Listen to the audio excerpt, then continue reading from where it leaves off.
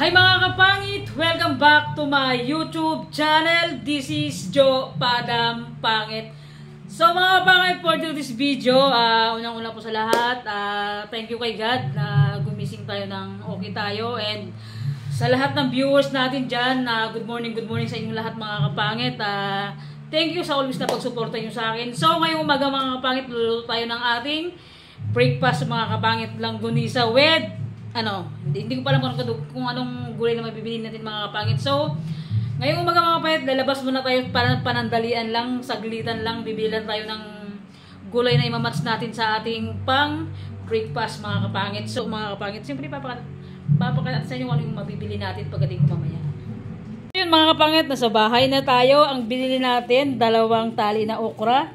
And talong mga kapangit, talong and kamates.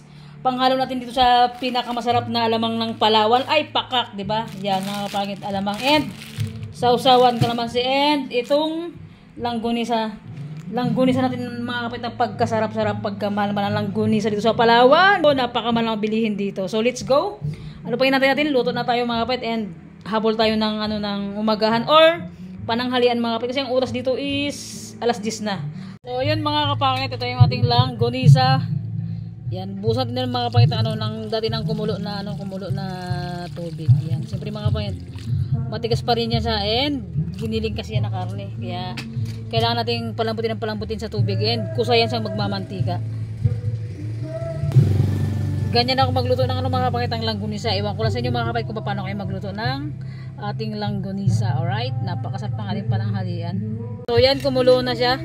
Patuyuan natin yan mga kapangit para pag tuyong na siya, kusa na yan siya kusa na siyang magmamantika, di ba?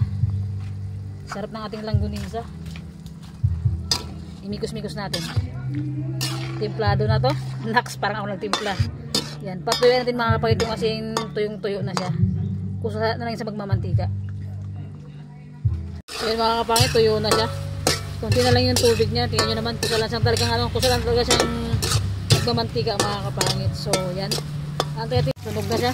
Tingnan nyo, kusa siya ng magmantika. Hindi natin kailangan lagyan ng mantika. Yan, kusa siya ng magmantika mga kapangit. Sobrang lakas ng ating apoy. Yan. Okay, luto na siya, hawlin na natin. And so yun mga kapangit, tapos na kaming napagluto. Ang oras ngayon is alas 11 na. So yun, hindi natin makapaghabol ng breakfast.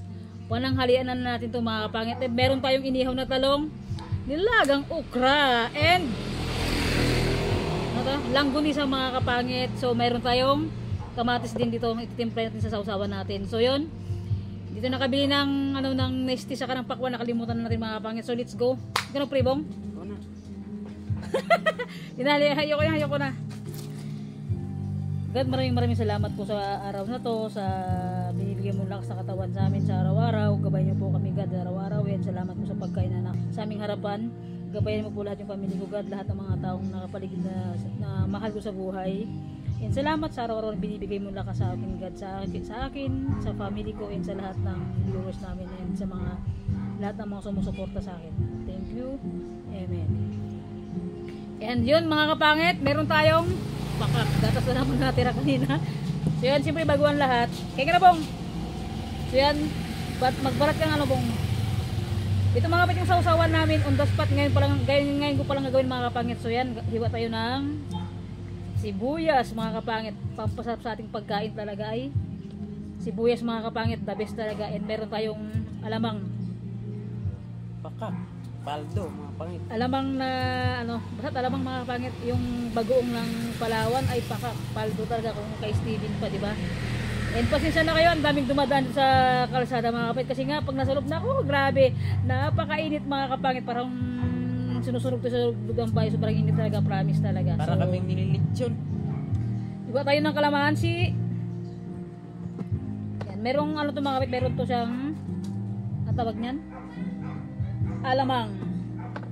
Yan, gayatin natin ang sana hindi tayo makapiright. Ang lakas ng sa kabila nagsising along mga kapangit, sana hindi marinig dahil kung pag marinig na ako po, lakas sa kabila. Yan, lagyan natin lahat yung yung jagoong dahil masarap to sa inihaw na talong, diba? Yan, pakita ko sa inyo mga pati, ay ano natin yan, And meron tayong sili. Mga kapit, bagoong yan, no? Imikos-mikos natin. Diba? And yung sili, siyempre, pigain natin mga kapangit para mag suminarap talaga. Namikos-mikos na natin, tignan nyo. Ay! Pakak! Ang sarap, nay. Ayun na, boy. So, meron tayong okra. Pampalinaw ng mata. Ay, este kalabasa pala yun. Mga kapay, sabayan nyo na kaming sabayan nyo na kaming kumain ng ating Lunch break. pananghalian. Yung kamatis mga kapit, di ko na hiniwa. Kanya-kanya na kaming kagat ni Steven ng kamatis. Bahala siya kung kaya niyang magkagat. Basic. Diba? Salong. Pangpalaki ng ilong. Let's eat mga kapangit, kaya tayo. Sabayan nyo na kaming mananghalian ngayong umaga na to. Yan, tignan natin baka mamaya may biglang nag-magic. Sausaw natin sa bagoong. Bagoong. Ay, pakak. Ang sarap mga kapangit. Anya mo ton. Naimas. Talaga naman. Sarap. Dangkunisa. The best. Okra.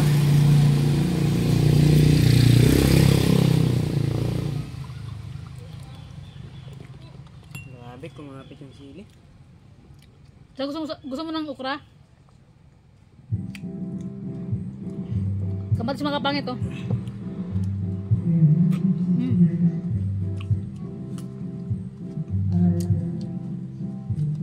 Talong. Sarap ng ating pananghalian.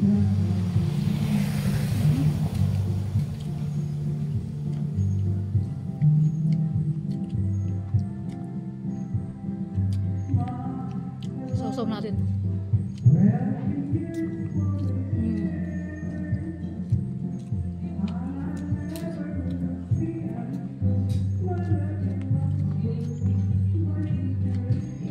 Paborito ng to mga kapit, ng mga Ilocano pag itong laging yung ulam na ganito, sobra.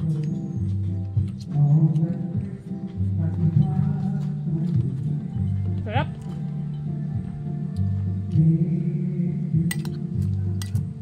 Sa mga Ilocano na na viewers din sa Isabela, shoutout sa inyo.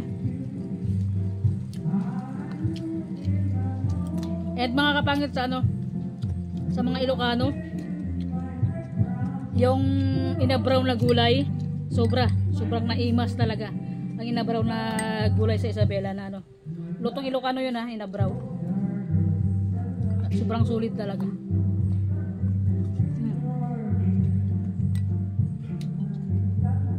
Sarap.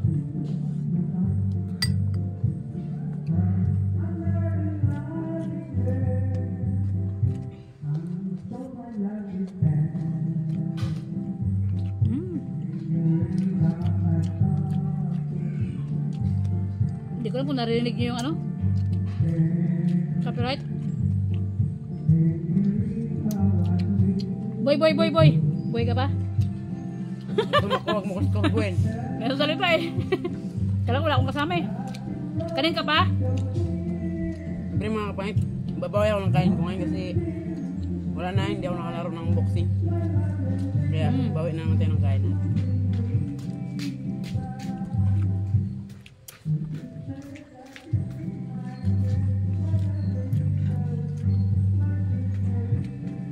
Tapos yung pananghalian natin, grabe. Naimas gayam, anyakid day.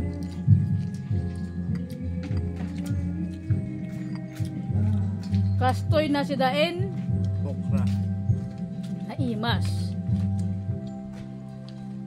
Tuno bigat. Kastoy maninti si Daen natin. Apo. Nagimas gamin. Hindi na tayo mga kapit marunong ganong mag-Ilocano, pero kahit ganong kalim yung Ilocano mga kapit maiintindihan ko, pero yung ako magsasalita parang nahirapan ako kasi magdadalawang taon na akong wala sa sa Ilagan, sa Isabela. Sa boy.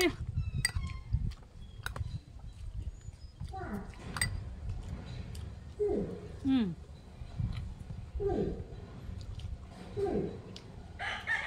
Sarap.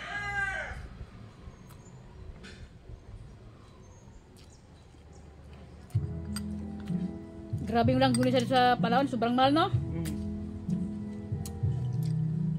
Pero naman hindi malulugi sa sarap.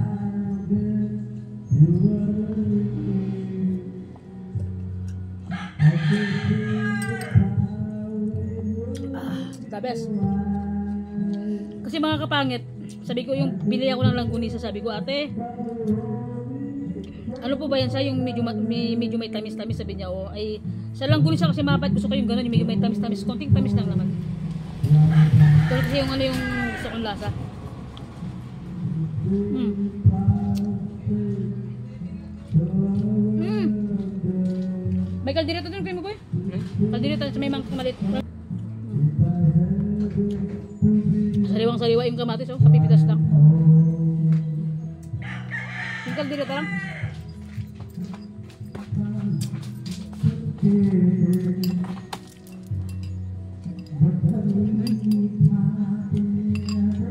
Kaldereta.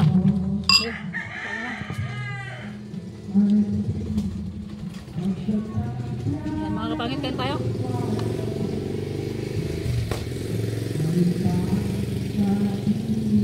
Sa bagong? Ba? Pang pa. Oh, ang pagana. Sarap. The best.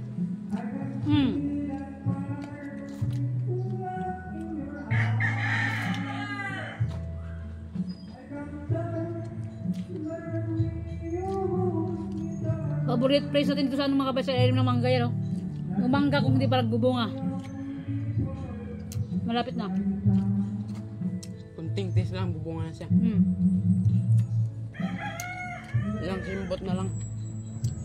Baka pag uwi ng girlfriend ko, bunga na to.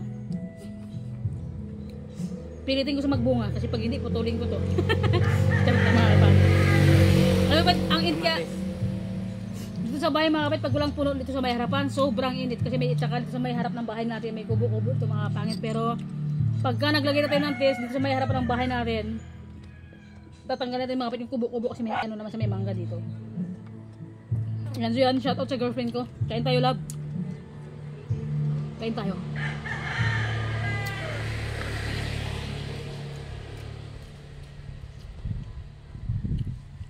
Wala sa ngayon sa bahay nila. Kasi sa linggo yun mga kapangit, na malingki siya. Naimas si Talong, naimas si Sida. Sarap ng kamatis. Ang nyakid din. Tapos ito sidain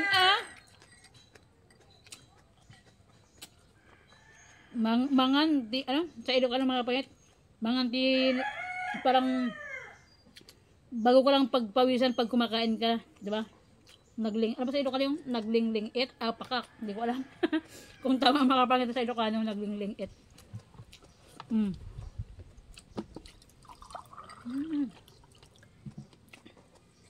Kura.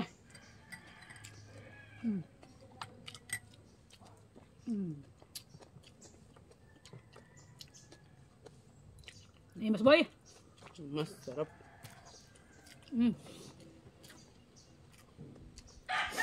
Bisin kan? Nabisin kan? Umuulok ka na, hindi ko yan alam. Oh. Gutom ka ba ako?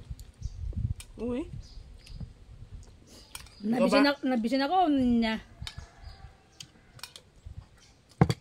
Makantayin mga kapangit. Nakidi. Naimas si Dayo. Mga kapangit, anyat si Dayo. Makantayon.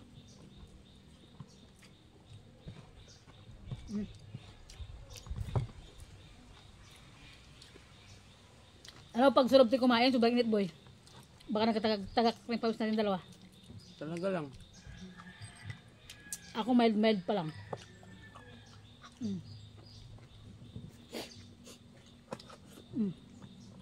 Diba? Sarap.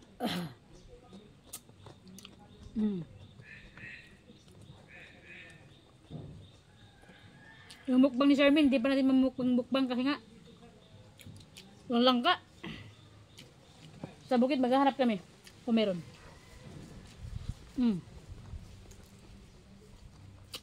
Shout out sa kanya.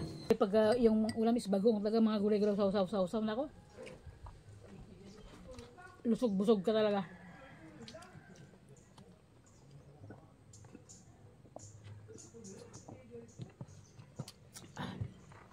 And so mga kapangit, shoutout po kay shoutout po kay kay Ate Mitch, kay Ate Janet, kay Tita Gina, shoutout po. Next person po kay Charmaine. Viewers natin diyan, pakak. So yun, tapos na akong kumain mga kait, tagang tinuduhan ko lang kain na para na subo natin, bigla na ako ng busog. Ako hindi pa busog mga kapait. Tira ka lang boy. Ay yung garas natin mga kasi yung gatas ko mga kapit kasi every morning punong-puno kasi to eh, hindi ko kaya ubusin. Tapos kasi pag umaga, di ba yung nagtitinapay lang tayo? So, hindi ko kaya ubusin to kaya pagka tanghali na nag-lunch kami. Ilagyan ng ng ice para mas the best, di ba? And mga kapangit, sa Luis po na pagbabalag. Bisa nandiyan kayo, siyempre, thank you so much ng madami na. And yun, chinik ko yung subscriber and malapit na tayo mga pangit mag 9,000 ay pakak, di ba? Mga pangit ko sa mga hindi pa naka-subscribe sa akin diyan, subscribe na po kayo para mabili natin yung 10,000 Kalma lang, Padam, kalma. Kalma lang, nabubulol ka naman, sampalin kita, tigay mo. Kalma. Malapit na tayong mag 10,000 subscriber mga kapangit. At sa mga hindi pa nakasubscribe sa atin dyan ay pakak, mag-subscribe na kayo. And kahapon kasama tayo sa content ni Edgar. So shoutout sa kanyang dalawa, kay James, kay Ate Edgar, sana sabihin ko. Kay Edgar, kay Ate Nining, shoutout po and sa family Lonso, sa family ko dyan sa Isabela. Sa Manila, big shoutout sa kanila, sa mga kamag-anak natin sa labas po ng bansa natin. And sa mga OFW natin dyan, ulis po kayo mag-iingat mga kapangit. Salamat po sa ulis na pag-suporta nyo sa akin. Sa lahat ng nanonood ng vlog natin na ina-upload. Thank you so much po na hanggang ngayon sa channel. Ano pa dyan? Gusto mong paalisin?